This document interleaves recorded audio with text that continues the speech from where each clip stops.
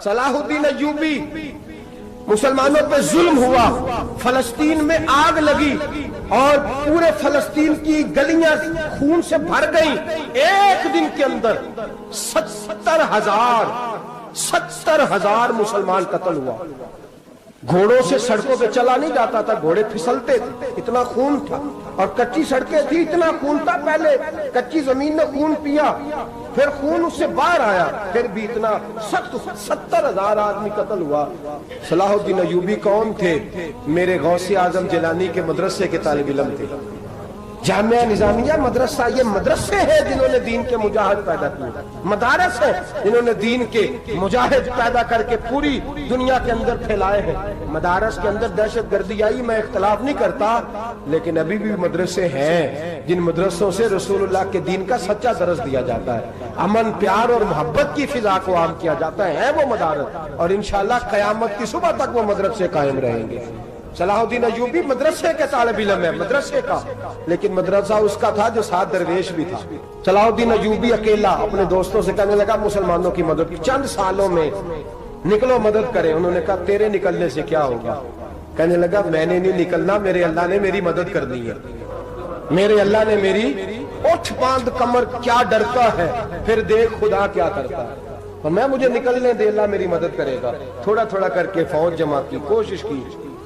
چند سالوں کے بعد اسی جگہ جہاں مسلمانوں کا خون بہا تھا، اللہ نے اسلام کا جھنڈا پھر سے بلند کر دیا۔ صلاح الدین ایوبی فاتح بن کے مسجد اقصی کے دروازے پہ کھڑا ہے۔ چند سال گزرے، عیسائیوں کا اپنا وہ ظلم ابھی یاد ہے، اور عیسائی سارے لیڈر کہتے ہیں تیاری کر لو، اب ہمارے بچے کاٹے جائیں گے، عورتیں بیوہ ہوں گی، گردنیں کٹیں گی، اب دیکھنا جتنا خون ہم نے بہایا تھا مسلمان اس سے دگنا بہائیں گے۔ صلاح الدین ایوبی گھوڑے پہ کھڑے ہیں اور پوچھتے ہیں او عیسائیوں بتاؤ تمہارے ساتھ کیا کروں؟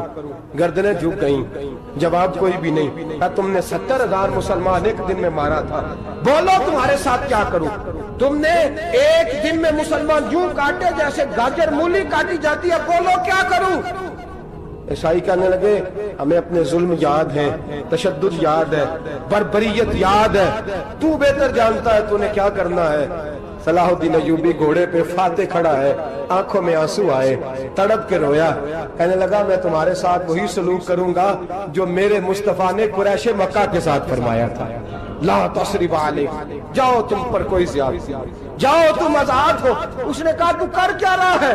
کہنے لگا میں کیا کروں، میں اس محمد کا ماننے والا ہوں جس نے معاف کرنا سکھایا ہے صلی اللہ علیہ وسلم، میرے پیروں میں زنجیر ہے رسول اللہ کی غلامی کی، جاؤ تم آزاد ہو۔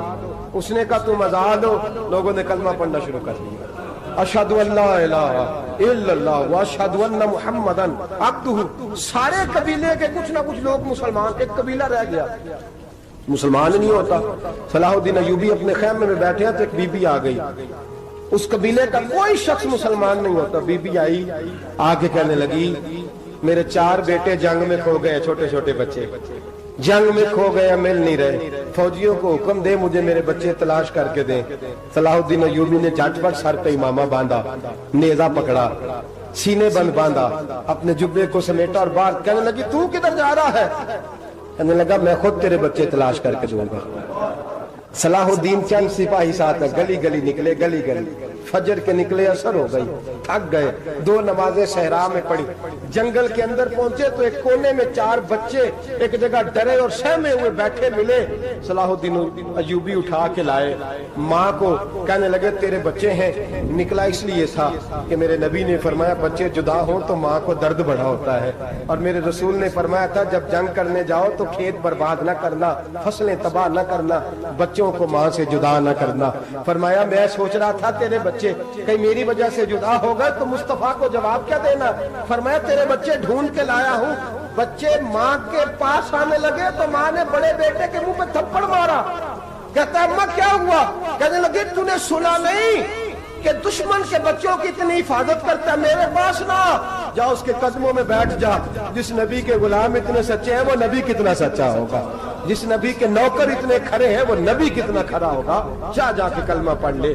مسلمانوں کی نا ایک تعداد لڑتے لڑتے دور چلے گئی، تاتاریوں نے قید کر لیا۔ 4 مسلمان تھے، تبلیغ کرنے گئے، جنگ کرنے گئے، جہاد کرتے کرتے کافروں سے لڑتے تاتاری قوم میں چلے گئے، وہاں قید کر لیے گئے تو سزائے موت کا حکم ہوا۔ 4 بزرگ تھے، سزائے موت کا حکم ہوا تو تاتاری بادشاہ جو تھا وہ بڑا خلاف تھا، بڑا سخت مخالف تھا مسلمانوں کے۔ اس نے کہا کہ ان کو جب پھانسی دینا نا مسلمانوں کو تو میرے سامنے دینا۔ اب 4 عالم ہیں، 4 صوفی ہیں، سفید داڑیاں، سر پہ امامے۔ پھانسی کا وقت آیا تو جو پھانسی گھاٹ ہے وہ ایک ہے، چاروں کو اکٹھے پھانسی نہیں ہو سکتی۔ ایک کو کہا کہ ایک ایک کر کے ان کو پھانسی دو۔ جب پھانسی کا وقت آیا نا تو جو سب سے پیچھے صوفی تھے وہ دوڑ کے آگے آئے، کہنے لگے بادشاہ پہلی باری میری لگا پہلی۔ اب بادشاہ نے کہا ٹھیک ہے اسے لٹکا دو۔ وہ قریب آئے تو دوسرے دوڑ آئے، کہنے لگے نہیں پہلی باری میں نے زیادہ کافر قتل کیے، میرا بڑا جرم ہے، مجھے پہلے سزا دو۔ ان کو پھانسی دینے لگے تو تیسرے آ گئے، کہنے لگے نہیں یہ تو میرا قتل کرتا تھا، رستے میں بتایا کرتا تھا، ڈھونڈ کے میں بتلاتا تھا کہ یہاں زیادہ تعداد ہے، مجھے پہلے پھانسی دو۔ تیسرے کے ساتھ بات ہو رہی تھی تو چوتھا دوڑا آیا، کہنے لگا یہ رستے بتاتا تھا، یہ تبلیغ کرتا تھا، یہ سارا کچھ کرتا تھا، لیکن کہا یہ کہتے تھے چلو واپس چلتے ہیں، میں جانے نہیں دیتا تھا، میں کہتا تھا اور کافر مارنے اور علاقے فتح کرنے، میرا جرم بڑا ہے، مجھے پہلے پھانسی دو۔ بادشاہ کہنے لگا مجھے 35 سال ہو گئے حکومت کرتے، بڑی دنیا کو پھانسی دی ہے، لوگ تو ایک دوسرے کو دھکے دیتے ہیں کہ پہلے تو جا پہلے تو جا، اور تم کیسی قوم ہو کہ ایک دوسرے پہ قربان ہو رہے ہو؟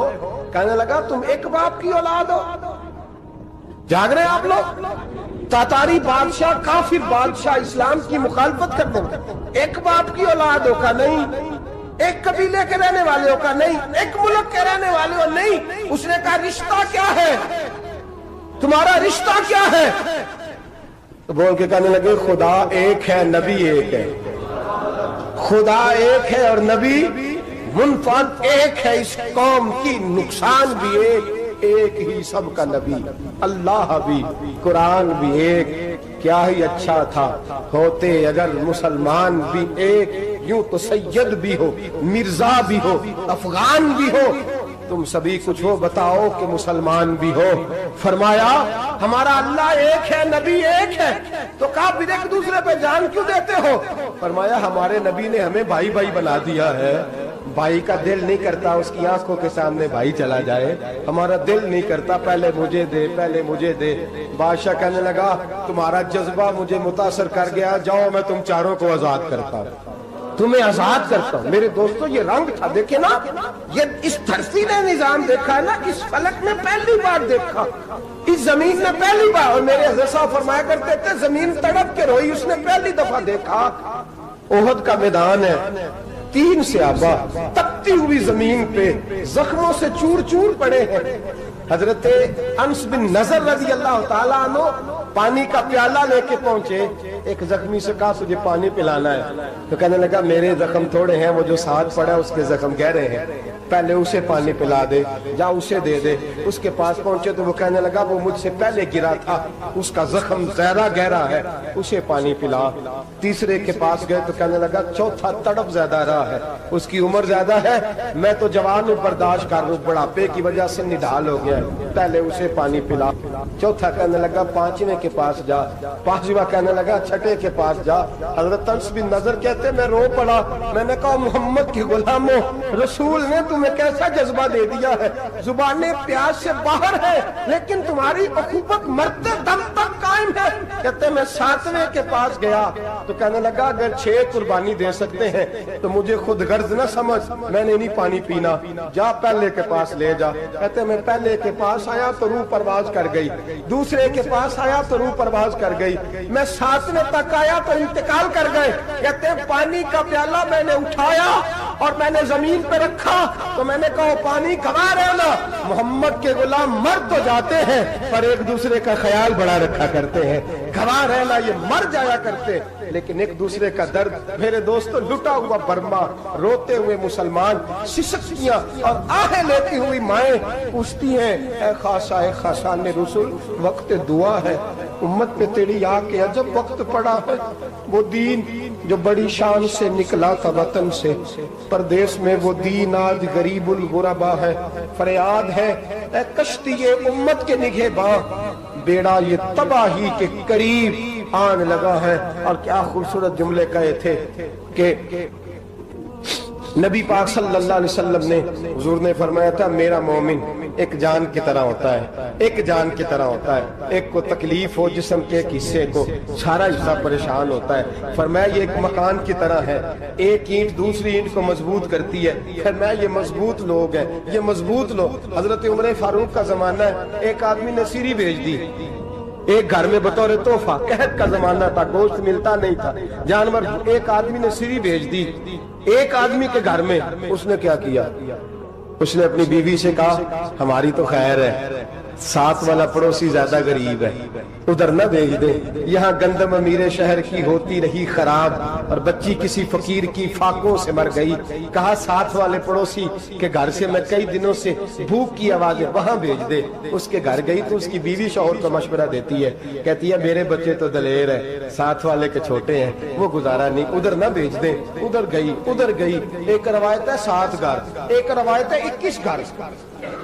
21 گھروں میں گھومتی ہوئی وہ سری پھر پہلے کے گھر میں آ گئی، اور پہلا صحابی کہنے لگا صرف تو نے ہی محمد کا کلمہ نہیں پڑھا، باقی 20 نے بھی پڑھا ہوا ہے، صرف تو نے ہی رسول اللہ سے یہ درس نہیں لیا، باقیوں نے بھی لیا ہے، اور صرف تیرے اندر ہی جذبہ اظہار نہیں، تو ہی صرف مسلمانوں سے پیار نہیں کرتی، سارے ہی پیار کرتے ہیں۔ وہ سری پھر آ گئی ہے، اب کیا کرنا ہے؟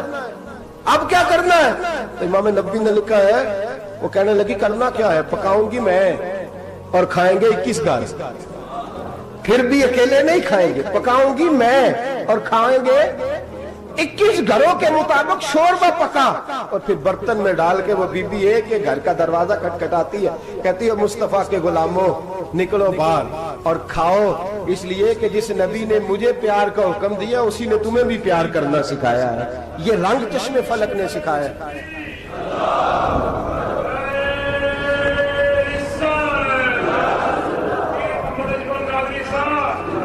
آپ کی بڑی مہربانی، زندہ باد وہی ہے جس کو اللہ رسول زندہ باد فرمائے، بڑی مہربانی، اللہ جزا دے۔ بنو قریظہ اور بنو نذیر 2 محلے تھے یہودیوں کے۔ یہودیوں نے بڑی عہد شکنی کی تو نبی پاک صلی اللہ علیہ وسلم نے ان کو بے دخل کر دیا، مدینے سے نکال دیا، مدینہ منورہ سے۔ یہودی نکل گئے مدینہ طیبہ سے، تو جب وہ نکل کے جا رہے تھے تو ان کے مکان، ان کے باغ، ان کی جائیدادیں بچ گئیں۔ نبی پاک علیہ السلام نے انصار مدینہ کو پہلے بلایا، جاگ رہے ہیں نا آپ لوگ؟ پیسے آتے کسی کو برے لگتے ہیں؟ اب تو یہ بھی حلال حرام کی تمیز بھی اٹھتی جا رہی ہے۔ جائیداد، باغ، مال، علاقہ خالی ہوا ہے، وہ چلے گئے، اور لوگ تو ڈھونڈتے پھرتے ہیں۔ اللہ خیر فرمائے، شاملار جگہ ملتی نہیں اب شہروں میں، وہ کس کس نے نام کرا لی، کدھر گئی ہے کوئی خبر ہی نہیں، خالی جگہ پڑی ہے۔ میرے نبی پاک علیہ السلام نے پہلے انصار مدینہ کو بلایا، حضور نے فرمایا انصاریوں بہت بڑی جائیدادیں یہودیوں کی، بنو نذیر اور بنو قریظہ محلے خالی ہو گئے، میرا دل کرتا ہے وہ تمہیں دے دوں، اس لیے کہ تم نے اپنے مہاجر بھائیوں کے ساتھ بڑا تعاون کیا، جائیدادیں تم نے دے دی ہیں، مکانات دے دیے ہیں، بڑا کچھ تم نے دیا ہے، میرا دل کرتا ہے وہ تمہارے نام کر دوں۔ تو انصار مدینہ کیا کہنے لگے یا رسول اللہ دے تو ہم نے دیا ہے، پر وہ بیچارے جھچکتے ہی رہتے ہیں، وہ جھچکتے ہی رہتے ہیں، کھول کے ہماری چیزیں استعمال نہیں کرتے۔ تو حضور ہم تو پہلے ہی انصار ہیں، ہمارے پاس بڑا کچھ ہے، آپ مہربانی فرمائیں وہ سارا کچھ مہاجروں کو دے دے، مہاجرین کو ہمیں نہیں چاہیے۔ اب چلے گئے بات کر کے، میرے حبیب پاک نے مہاجروں کو بلا لیا، فرمایا بنو نذیر اور بنو قریظہ قبیلے کی جائیدادیں آئی ہیں، تمہارے پاس بظاہر جو چیزیں ہیں بھی وہ بھی انصار مدینہ کی ہیں، تو میرا یہ خیال ہے کہ وہ سارا کچھ تمہیں دے دیا جائے۔ ابو بکر صدیق رضی اللہ تعالیٰ عنہ کہنے لگے یا رسول اللہ صلی اللہ علیہ وسلم ہمارے انصار بھائیوں نے ہمارے لیے دل تک کھول دیے ہیں، حضور انہوں نے ہر چیز بانٹ کے ہمارے سامنے رکھ دی ہے، ہم اتنے خرد غرض ہیں کہ سارا کچھ لپیٹ جائیں۔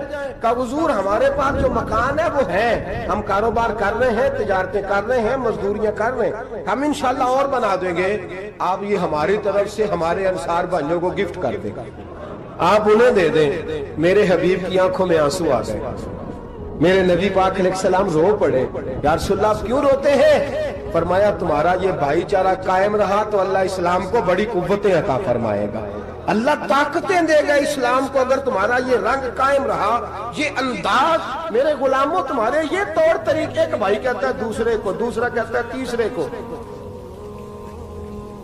عرض یہ کرنے جا رہا تھا کہ رسول کریم صلی اللہ علیہ وسلم نے یہ پیغام دیا امت کو. فرمایا دیکھیں نا کتنے بڑے لفظ ہیں. یہ نہیں فرمایا دوزخ میں جائے گا, یہ نہیں فرمایا کہ اسے جہنم کی سزا ملے گی. میرے نبی نے فرمایا میں اسے مومن مانتا ہی نہیں, میں اسے مسلمان اپنا مانتا ہی نہیں. حضور کسے؟ فرمایا جو پیٹ بھر کے کھاتا ہے اور اس کا ہمسایہ بھوکا سو جاتا ہے. میں مومن ہی نہیں مانتا. سزا تو تب ملے گی نا کہ جب میں کسی سزا کا اعلان کروں. میں مانتا ہی نہیں, وہ میرا ہے ہی نہیں. خود پیٹ بھر کے کھا رہا ہے, ہمسایہ اس کا بھوکا. میں نہیں مانتا انما المؤمنون اخوہ, مومن بھائی بھائی. میں مانتا ہی نہیں اسے. اور میرے حبیب پاک اتنے بڑے لفظ حدیث میں اور کہیں نہیں ملیں گے آپ کو, اتنے بڑے جملے کہیں نہیں ملیں گے. میرے نبی پاک نے فرمایا اللہ کہے گا قیامت کے دن. کون؟ اتنے بڑے لفظ حدیثوں میں ملتے نہیں جتنے یہ ہیں. حضور نے فرمایا رب فرمائے گا بندے سے کہ میں تیرے پڑوس میں بھوکا تھا, تو نے مجھے روٹی کیوں نہیں کھلائی؟ کون کہہ رہا ہے؟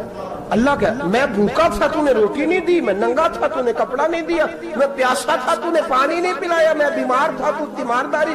یا اللہ نہ تو کھاتا ہے, نہ پیتا ہے, نہ کپڑا پہنتا ہے, نہ تو بیمار ہوتا ہے. لا تاخذہ سنۃ ولا نوم, تجھے بیماری آتی نہیں, اونگ نیند نہیں آتی. میرے مالک تو میرے پڑوس میں تھا. حضور فرماتے ہیں رب فرمائے گا وہ جو بندہ تیرے پڑوس میں بھوکا تھا تو بندہ تو میرا ہی تھا نا. وہ جو بندہ تیرے پڑوس میں ننگا تھا تو بندہ تو میرا ہی تھا نا. وہ جو تیرے پڑوس میں پیاسا تڑپتا رہا تو وہ میرا ہی بندہ تھا. تو دوائی لینے جائے تو بڑے اسپتال میں اور اس بیچارے کو 20 روپے پرچی کے بھی میسر نہ آئے تو میرا ہی بندہ تھا. میرے دوست خیال کر اور یاد رکھ, یہ جو ہمسائے ممالک میں ظلم ہوتے ہیں, زیادتیاں ہوتی ہیں. ہمارے گھر کا پنکھا اچھا چلتا ہے, ہم جلوس اس وقت نکالتے ہیں جب ہماری لائٹ بند ہوتی ہے. ہم جلوس اس وقت نکالتے ہیں جب ہمارا ایسا جو ہمیں تنگ کرتا ہے. ہم اس وقت درد محسوس کرتے ہیں جب ہمارے گھر تک آگ آ جاتی ہے. یہ جو باہر آگ جل رہی ہے یہ تیرے گھر بھی آ سکتی ہے. یہ جو باہر فساد ہو رہا ہے یہ تیرے دروازے تک آ سکتا ہے. میرے رسول پاک نے ایک جان, مسلمان کو ایک جان قرار دیا. مجھے بتائیے انگلی کو کٹ لگ جائے, مسلمان ایک جان ہے نا, انگلی کو لگ جائے کٹ, دماغ کہتا ہے میں نے نہیں سوچنا اس کے بارے میں نے اس کے درد کو محسوس ہی نہیں کرنا. انگلی کی درد ہے, انگلی جانے, اس کا کام جانے. ایسے ہی ہوتا ہے نا. بولے پیروں سے کہتے ہیں, انگلی کہتی ہے چل ڈاکٹر کے پاس, پیر کہتے ہیں نہیں میں نے نہیں جانا. انگلی کا کام ہے انگلی جائے. ایسے ہی ہے نا. دل سے کہتے ہیں تو تڑپ تھوڑا سا, انگلی کو درد ہے, کہتے میں تو تڑپوں, انگلی کا ماما, انگلی جانے, اس کا کام جانے. ٹیلی فون کرنا ہے, ڈاکٹر صاحب کا پتہ کرنا ہے, تو کان کہتے ہیں میں نے نہیں بات سننی ڈاکٹر صاحب کی, زبان کہتی ہے میں نے نہیں بولنا, انگلی جانے. ایسا ہوتا ہے.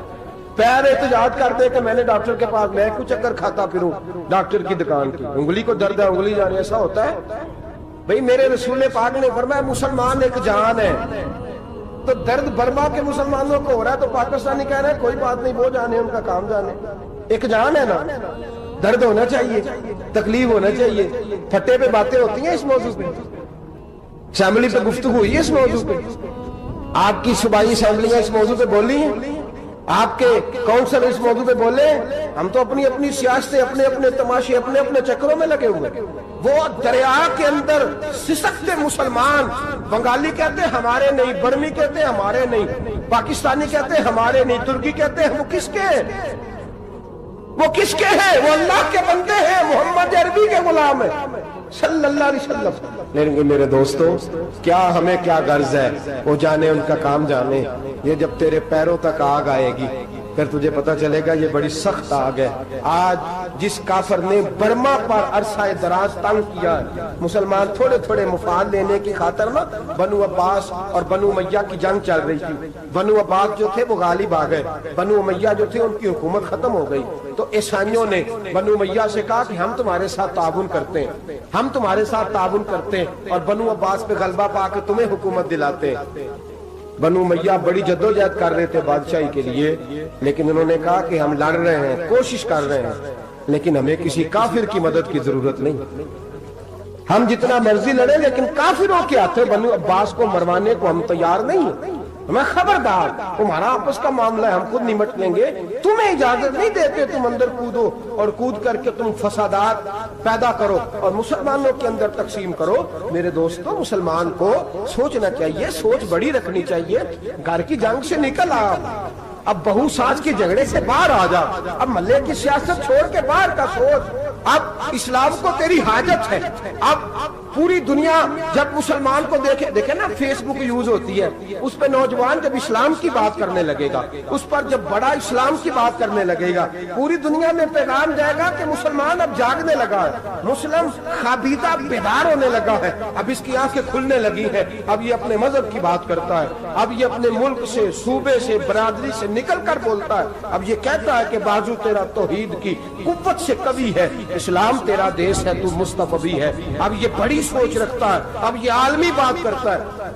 मेरे दोस्तों, हमारा तो हाल ये है, इमाम आज़म अबू हनीफा का फतवा है, आप फरमाते हैं जो मौलवी आलमी हालात से बाखबर ना हो वो जुमे की तकरीर ना करे, वो मुसलमानों की रहनुमाई नहीं कर सकता। आलमी हालात से जो खबरदार ना हो, तो जिसको छुट्टी हो जाए, तूने खत्म नहीं पढ़ा, दौड़ जा मस्जिद से, तू खत्म नहीं पढ़ता, हमारे तुझे पता ही नहीं तू कहाँ रहता है, भाग जा। वो आलमी हालात पे बात करेगा, क्योंकि बेचारे को तो पता है मेरी सवेरे छुट्टी हो जानी है। सियासत का लफ्ज छेड़ा नहीं तो मैं गया नहीं। याद रखे, वो जो बेदारी है, वो जो आला ज़र्फ़ी है, वो जो बड़ी सोच है, वो जो मिल्लत की सोच, वो जो कौमियत की सोच है, वो जो आगे बढ़ने का ज़ाविया, वो तो अंदर इकबाल कहते हैं गला तो घूंट दिया अहले मदरसा ने तेरा, गला तो घूंट दिया अहले मदरसा ने तेरा, तुझे तो मदरसे वालों ने प्लेट पकड़ा दिया कि जा सवेरे लंगर इकट्ठा करके ला और दोपहर को रोटियां मांग के ला और देख आज मरा कौन है, खत्म किसका पढ़ना है, तो गला तो घूंट दिया अहले मदरसा ने तेरा। अब कहां से आएगी सदा ला इलाहा इल्लल्लाह, तो घूंट दिया तेरा गला, तू कैसे बड़ी बात करेगा। बड़ी बात के लिए बड़ी सोच चाहिए, बड़ी तगोदो चाहिए, बड़ी कोशिश चाहिए, बड़ा हौसला चाहिए।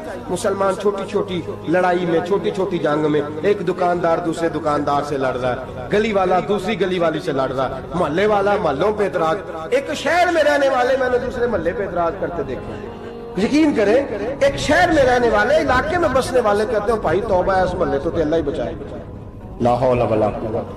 वो जो तकसीम दर तकसीम की सोच है, उसने छोटे छोटे टुकड़ों में, छोटे छोटे टुकड़ों में मुसलमानों को बांट दिया है। छोटी छोटी तकसीम है, छोटा छोटा हमारा मिजाज है, छोटी सोच है। बड़ी सोच की बात सुनिए, सलाहुद्दीन अय्यूबी, जाग रहे हैं ना आप लोग, तुस आखना हजरत साहब एडी वड्डी गल छेड़ छड़ी है, इसका मतलब ही कोई नहीं, किन्ने बर्मा जाना है तो किन्ने मदद करनी है।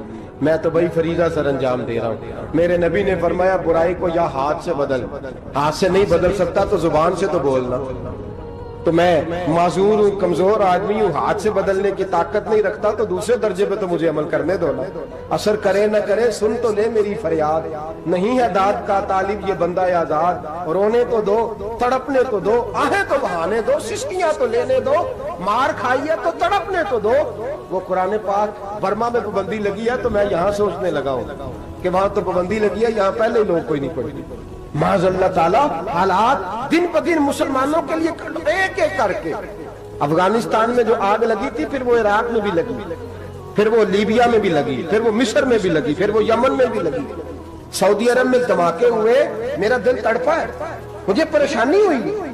मैं बच्चे पास थे, मैं बड़ा डिस्टर्ब हुआ, मैंने कहा यार ये हमारा सबका इजमाई अकीदत का मरकज है, हम कम से कम 1000 इख्तलाफ के बावजूद कहा करते थे कि अरब में अमन है यार, वहाँ सुकून है, वहाँ दुकानें खुली छोड़ के लोग चले जाते हैं, वहां भी फसाद होने लगा, वहां भी आग बढ़ गई है। लेकिन हम सिर्फ छोटी छोटी करके जब आग बुझाने की कोशिश करेंगे, उस वक्त आग नहीं बुझेगी जब हर आदमी अपने प्याले में पानी लेके आएगा, हर शख्स अपने घर की नल चलाएगा, हर शख्स नलका चलाएगा और पानी निकाल के ये आग बुझाएगा, तब ये आग बुझेगी। हर आदमी को किरदार, सोच बड़ी करे, नजरिया बड़ा करे, मिल्लत की बात करे, मुसलमान होके सोचे, मुसलमान होके सोचे, खुदारा निकले ये घर के झगड़ों से, थोड़ी देर के लिए अपने आप को बड़ा करे, बड़ी सोच आप बनाएं। जब दोस्तियां लगाएं, गिराने लगाएं, तो छोटे मोटे हिसाब से बचें। बाबा बुल्ले शाह साहब फरमाते कोरे वर्क किताब नहीं होंगे, ਕੋਰੇ ਵਰਗ ਕਿਤਾਬ ਨਹੀਂ ਹੁੰਦੇ, ਪੱਥਰ ਦਿਲ ਗੁਲਾਬ ਨਹੀਂ ਹੁੰਦੇ। ਉਹ ਬੁੱਲਿਆ ਯਾਰੀ ਸੋਚ ਕੇ ਲਾਈ, ਯਾਰਾਂ ਨਾਲ ਹਿਸਾਬ ਨਹੀਂ ਹੁੰਦੇ। پھر ذرا نکلے اس حساب کتاب سے باہر، بلیا یاری سوچ کے لائیں، یارہ نال صاحب نہیں ہوندے۔ پھر ذرا بڑا ذہن کرے، چھوڑے اپنے صاحب یبصرون علی انفسہم ولنبلونکم بشیء من الخوف والجوع ونقص من الاموال والانفس والثمرات۔ پھر حساب کتاب سے نکلے، پھر امام علی مقام کی طرح یہ سوچ بنائے کہ حسین کے بچے چلے جائیں تو کوئی حرج نہیں، امت پر آنچ نہیں آنی چاہیے۔ ایک امام علی مقام، کل تک امام میدان میں کھڑے تھے تو اکیلے تھے، لیکن آج پوری دنیا کہتی ہے حسین ہمارا ہے، حسین ہمارا ہے۔ آج نظریہ ہے امام علی مقام زندہ ہے، تو اکیلا ہے تو کھڑا ہو، یہ نہ کہا کر چھوٹی سی مسجد ہے، ایک کونا کا کھڑکاوا، مولانا تقریر کر رہے ہیں تو کیا بنے گا؟ ایک آواز کہیں سے گونجا کرتی ہے، پھر اس میں تاثیر میرا اللہ پیدا فرما دیا کرتا ہے، پھر اس کے اندر قوت میرا رب پیدا فرما دیا کرتا ہے، پھر اللہ اس میں تاثیر پیدا کر کے چار دانگ عالم میں پھیلا دیا کرتا ہے۔ جب آپ نماز پڑھ رہے ہوتے ہیں، جب آپ کا مصلی آباد ہوتا ہے، صلاح الدین ایوبی ایک بزرگ سے ملاقات ہو گئی، بیت المقدس پر قبضہ تھا عیسائیوں کا، تو صلاح الدین بڑے پریشان تھے۔ وہ بابا جی کہنے لگے پتر کیا ہوا؟ کہنے لگے حضور پتہ چلا ہے دشمن کے 2 بحری بیڑے اسلحہ لے کے آ رہے ہیں، مسلمان پہلے ہی کمزور ہیں، اور اب اگر 2 بحری بیڑے اور آ گئے تو حضور مسئلہ بن جائے گا۔ تو میں پریشان ہوں کہ کس طرح یہ کم مسئلے والی ہماری فوج ہے کیسے مقابلہ کرے گی؟ تو بابا جی کہنے لگے پتر اس طرح کرنا، آج رات تو بھی دعا کرنا اور میں بھی کروں گا، تو بھی دعا کرنا، آپ ناراض نہ ہونا، ہم تو پیروں والے ہیں، ہم تو پیروں کے نوکر غلام ہیں، ہمارا تو گزارا ہی نہیں، ہمیں تو ملتا ہے سارا کچھ وہاں سے۔ پر میرا سوال یہ ہے کہ تعویذ لینے جاتے ہو نفل کیوں نہیں پڑھتے؟ رات اللہ اللہ کیوں نہیں کرتے؟ یہ بھی تو ہمارے بزرگوں کا ہی طریقہ ہے، انہوں نے تو ہمیں سکھایا ہے۔ صلاح الدین ایوبی سے بزرگوں نے کہا کہ رات آج نا اللہ اللہ کرنا، تو میں تیرے لیے دعا کروں گا، تو بھی دعا کرنا۔ تو بندہ جب دکھی ہوتا ہے تو سجدہ کرتا ہے، تو پھر ہی تو مصلی بھیگ جاتا ہے، پھر ہی تو مزہ آتا ہے۔ سکھی بندہ تو کعبے جا کے نہیں روتا، دکھی تھے، تکلیف تھی، تو سر رکھا سجدے میں تو تڑپ گئے۔ اور وہ بابا جی کہتے ہیں میں مسجد آیا تو صلاح الدین چیخے مار کے رو رہا تھا اور کہہ رہا تھا مالک میں کوئی اپنی شان کے لیے تو نہیں نہ لڑ رہا، اللہ کو میں کوئی قبضوں کے لیے تو نہیں لڑ رہا، مالک تیرے لیے لڑ رہا ہوں، مجھے بے آبرو نہ کرنا، میری مدد فرمانا۔ کہتے ہیں میں آیا تھا کہ مسجد میں دعا کروں گا، پر صلاح الدین ایوبی کو روتے دیکھا تو میں لوٹ گیا۔ تو سویرے صلاح الدین ملے تو بڑے خوش تھے۔ میں نے کہا پتر کیا ہوا؟ کہنے لگے حضور وہ بحری بیڑے 2 آ رہے تھے نا اسلحہ لے کے، دونوں ڈوب گئے پانی میں ڈوب گئے۔ تو بابا جی کہنے لگے صلاح الدین وہ پانی میں نہیں ڈوبے، وہ تیرے آنسوؤں میں ڈوب گئے، وہ غرق ہو گئے، وہ جو تو نے مصلی بات کیا تو وہ تیرے آنسوؤں میں ڈوب گئے، وہ غرق ہو گئے، وہ تباہ اتنے قیمتی تھے تیرے آنسو کے بہا لے گئے دشمن کے بحری بیڑوں کو۔ میرے بھائی ٹھیک ہو گیا جی، میرے عزیز سمجھ لیں اس بات کو ہمیشہ کے لیے، اور اس پر غور کر لیں اچھے طریقے سے کہ میرے رسول کریم سید عالم صلی اللہ علیہ وسلم نے نا ہماری توجہ دلائی، حضور نے ہمیں بتلایا، ہمارا ذوق بڑھایا عبادت کی طرف۔ ایک صحابی تھے حضرت ابو فاطمہ رضی اللہ تعالیٰ عنہ، یہ ترمذی شریف کی حدیث ہے۔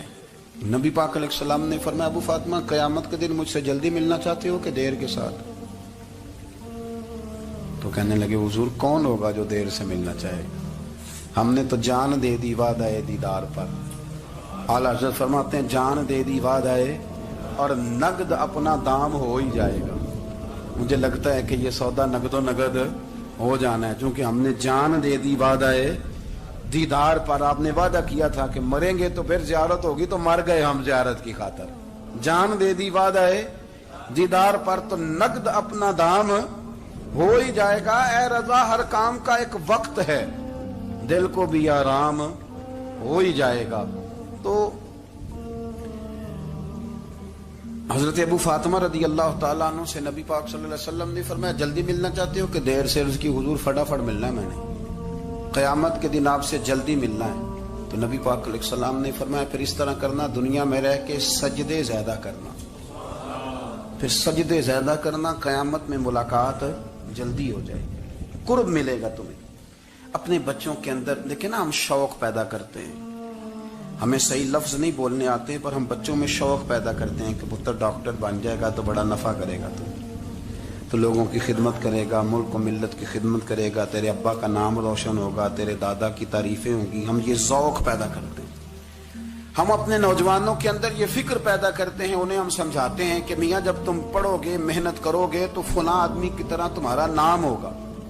یہ جتنا ذوق ہم بچوں کے اندر ان چیزوں کا پیدا کرتے، ہمیں حکم ہے کسی طرح ہم ذوق پیدا کریں کہ پتر نماز پڑھے گا تو اللہ راضی ہو جائے گا، تو سجدہ کرے گا. دیکھیں نا میرے رسول کریم علیہ السلام نے فرمایا 7 سال کے بچے کو مسجد لے کے جاؤ، یعنی اسے شوق دلاؤ، اس کے اندر یہ خاصیت پیدا کرو کہ اس کا دل کرے مسجد میں جانے کو، اس کے اندر یہ خصوصیات لاؤ کہ وہ ہمارے ہاں نا ہر چیز کو پرموٹ کیا جا رہا ہے، ہر چیز کو یعنی سر سنگیت سکھانے کے لیے اکیڈمیاں بن گئی، ہر شے پرموٹ ہو رہی ہے. عبادت کا جذبہ کم ہوتا جا رہا ہے، اللہ کا ذوق ہمارے اندر نہیں رہا. اور اتنا مشکل ہم نے اپنے لیے بنا لیا ہے کہ وہ بندہ جو بڑی زبردست مذہبی گفتگو کر رہا تھا اور تگڑی بات کر رہا تھا، کیا بات ہے، لیکن نماز کے بارے میں کمزوری دکھا جاتا ہے، نوافل کے بارے میں وہ چپکے سے نکل جاتا ہے. امام احمد بن حنبل رحمۃ اللہ تعالی علیہ، مسند امام احمد بن حنبل 14 جلدوں میں ہے مارکیٹ میں، اور مجھے تو خیر پسند ہی بڑی ہے، میں نے تو کئی دفعہ پڑھی ہے. اور کیا بات ہے، امام احمد بن حنبل کیسے تگڑے قسم کے محدث تھے اور اللہ نے کتنا انہیں اعزاز عطا فرمایا ہوا. یہ کوڑے بھی کھاتے تھے دین کی خاطر، سارا کرتا لہو سے بھر بھی جایا کرتا تھا. بڑا اعزاز والا شخص تھے، بڑے اعزاز والے. حدیثیں جمع کرنا، حدیثیں لکھنا، حدیث پڑھانا، سارا دن رہتے تھے. کہہ سکتے تھے کہ میں کر تو رہا ہوں کام، اور حدیث بھی موجود ہے کہ عالم عابد سے افضل ہوتا ہے، پر اس کے باوجود امام احمد بن حنبل رحمۃ اللہ علیہ 300 نفل فرض نمازوں کے علاوہ پڑھا کرتے تھے. 300 نوافل روز پڑھا کرتے تھے. ان کے بیٹے نے کہا ابا جی مکان خریدنا ہے تو وہ جگہ کہاں کر کے لوں، بہت ساری آبادیاں. تو فرمایا پتر وہاں لینا جہاں مسجد قریب ہو. میرے رسول کریم سید عالم صلی اللہ علیہ وسلم اتنا پسند کرتے مسجد کو، اتنا پسند کرتے نماز کو، کہ رسول کریم صلی اللہ علیہ وسلم تہجد کی نماز بھی پڑھتے، پھر حضور فجر کی نماز بھی پڑھتے. نبی پاک وتر کو الگ کر کے پڑھتے، عشاء کے ساتھ نہیں پڑھتے. یہ تو ہم اس لیے اجازت دی ہمارے بزرگوں نے کہ بعد میں اٹھے گا کون علیحدہ وتر پڑھنے کے لیے، عشاء کے ساتھ پڑھ لے. وتر پڑھتے، تہجد پڑھتے، فجر پڑھتے، اشراق پڑھتے، چاشت پڑھتے، پھر مغرب کی نماز کے بعد 6 رکعت اوابین پڑھتے، پھر رات کو صلاۃ اللیل پڑھتے. سیدہ عائشہ صدیقہ کہتی ہیں زمانہ سو جاتا اور میرے رسول مصلی بچھا کے کھڑے ہو جاتے. او یار کھیتی باڑی کر کے نہیں، محنت مزدوری کر کے نہیں. جناب عائشہ کہتی ہیں میں یہ بھی دیکھتی کہ حضور ایک آیت شروع کرتے تو ساری رات اسی کو پڑھتے، اور میری نظر جاتی تو قدم مبارک پہ ورم آ جاتا. یار نماز پڑھ کے اتنی مشقت کر کے، اتنی جد و جہد کر کے ورم آ گیا. یا رسول اللہ اتنی محنت کیوں کرتے ہو؟ فرمایا افلا اکون عبدا شکورا، کیا میں اپنے رب کا شکر گزار بندہ نہ بنوں؟ صحابہ کا ذوق عبادتوں کا، ریاضتوں کا، تلاوتوں کا، طبیعت ہے ان کی. وہ ایک دوسرے کو، حضرت مولا علی شیر خدا کرم اللہ تعالی وجہ الکریم کے زمانے میں روم کے بادشاہ نے کہا یار یہ مسلمانوں کا پتہ تو کرو، یہ آخر کیوں اتنے زیادہ مجاہد ہیں. اس زمانے میں جاسوس بھیجنے کا مزاج تھا، اب تو جاسوس پکڑا جاتا ہے، اب تو جاسوس ہو، اور جاسوسی کا شوق ویسے آج بھی ہے. عرض کروں تھوڑی سی بات اس عنوان سے. پتہ کیا ہمارا مسئلہ ہے؟ ہم جہاں جاتے ہیں نا وہاں تھوڑی خوشبو سونگنے کی کوشش کرتے ہیں. وہ کیا ہے تو یہ کیا ہے تو ادھر کیا ہے تو تھوڑا سا ادھر کیا ہے. میرے رسول پاک پڑھیے درود شریف، سارے پڑھیے ذرا زور سے صلی اللہ تعالی. نبی پاک علیہ السلام نے فرمایا جاسوسی نہ کرنا ورنہ تم بندوں کو خراب کر دو، اور فرمایا اس طرح نہ ہو کہ تم کسی کے اب کھول نہ نکلو تو تمہارے پہلے کھول جائیں. یہ جو ذوق ہے نا یہ ختم کریں، چھوڑیں. مطلب آپ کس چکر میں پڑے ہوئے ہیں؟ اتنی زیادہ توجہ کرنے کی کیا ضرورت ہے؟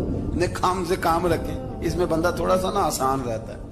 یہ جو بہت زیادہ ٹٹولنے والے لوگ ہوتے ہیں نا وہ بےچارے پھر عمر ٹٹولتے ہی گزار دیتے ہیں. اس لیے کہ مزاج ہی بہت پکا ہے، گوری کا منہ کھول کے اندر تک ہاتھ ڈالنا، تو پھر کئی دفعہ سامنے سے بچھو بھی لڑ جاتا، خرابی ہوتی۔ تو جاسوسی کی جاتی تھی، اس نے بھی جاسوس بھیجے، کیونکہ قبیلوں کے لوگ تھے، کچھ مسلم کچھ کافر، پہچانے نہیں جاتے تھے لوگ، تو کچھ لوگ اس نے بھیجے، انہوں نے آ کے نا تحقیق کی، ریسرچ کری کہ آخر ماجرا کیا ہے۔ تو واپس جا کے انہوں نے رپورٹ دی نا روم کے بادشاہ کو، اس رپورٹ کا ایک جملہ بڑا شاندار ہے، وہ کہنے لگا بادشاہ ہمیں مسلمانوں کی کوئی سمجھ نہیں آئی، ہمیں کوئی سمجھ نہیں آئی۔ انہوں نے کہا بھی کیوں نہیں سمجھ آئی؟ کہنے لگے یار عجیب بندے ہیں، جب رات مسلح پہ بیٹھتے ہیں تو یوں لگتا ہے ان کا دنیا سے رشتہ ہی کوئی نہیں، کوئی کسی کو نہیں جانتا، کوئی اپنے دکھ سنا کے رو رہا ہے، کوئی اپنی بات کر کے رو رہا ہے، لگتا ہے کہ ان کا کوئی رشتہ ہے ہی نہیں جب مسلح پہ بیٹھتے ہیں۔ اور فرمایا جب سویرے یہ جہاد کرنے نکلتے ہیں تو لگتا ہے ان سے زیادہ دلیر ہی کوئی نہیں۔ حالانکہ جو مسلحوں پہ رونے دھونے کے لوگ ہوتے ہیں وہ کئی دفعہ جہاد میں کام نہیں کرتے، لیکن عجیب لوگ ہیں کہ رات کے راہب ہیں، دن کے مجاہد ہیں، کوئی سمجھ نہیں آتی۔ میرے عزیز، ان لوگوں نے مسلح آباد کر کے رکھا، تلاوتیں ان کا ذوق رہی، منظر روز پڑھنا، اسباق پڑھنا، وظائف پڑھنا، یہ ان کا ذوق رہا۔ اعلیٰ حضرت بریلوی رحمت اللہ نے 1000 کتاب لکھی ہے، لیکن الوظیفۃ الکریمہ کے نام سے جو وہ صبح و شام وظائف پڑھتے تھے وہ الگ انہوں نے ان کو بیان کیا، پابندی کے ساتھ اپنی اللہ اللہ کرتے۔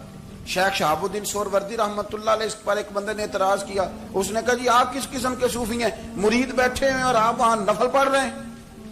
یہ بھی بڑا مسئلہ ہوتا ہے نا، جو بندہ ملنے آتا ہے وہ اپنے ٹائم کے حساب سے آتا ہے، اور اس کا یہ بھی خیال ہوتا ہے کہ پیر صاحب جو ہیں وہ چونکہ درویش ہیں تو نہ انہیں روٹی کھانی چاہیے نہ سونا چاہیے، چونکہ وہ درویش ہیں، اور ہم چونکہ درویشوں کے ماننے والے ہیں، لہذا ہمارا یہ طریقہ ہونا چاہیے کہ جیسے ہم کہیں درویش ویسے ہی کر جائے۔ حالانکہ جس کو آپ درویش کہیں گے آپ اس کی مانیں گے، آپ منوائیں گے نہیں، ہمارا مزاج ہوتا ہے۔ شیخ شہاب الدین پر لوگوں نے اعتراض کی، حضور لوگ ملنے آئے ہیں، زیارت کرنے آئے ہیں، یہ بندے دعا کرانے آئے ہیں، اللہ اللہ کرانے آئے، اور آپ نفل پڑھ رہے ہیں، کیا جملہ ہے، کیا حسن ہے، کیا خوبصورتی ہے۔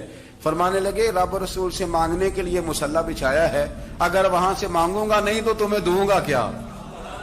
پہلے مجھے کچھ لے تو لینے دو، اگر میرے پلے کچھ ہے ہوگی تو آگے دوں گا نا، تو میں مانگنے گیا تھا کہ یا اللہ دے تیرے بندے لینے آئے، دے تو میں کچھ لوں گا تو آگے دوں گا نا۔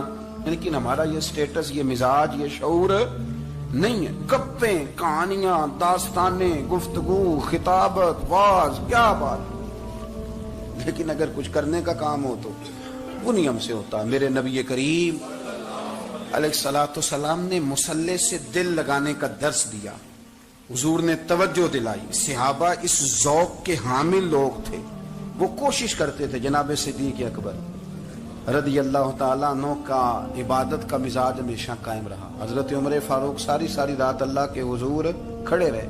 حضرت عثمان غنی رضی اللہ تعالیٰ عنہ عشاء کی نماز پڑھ کے 2 رکعتوں کی نیت باندھتے تھے، 15 سپارے پہلی رکعت میں پڑھ دیتے۔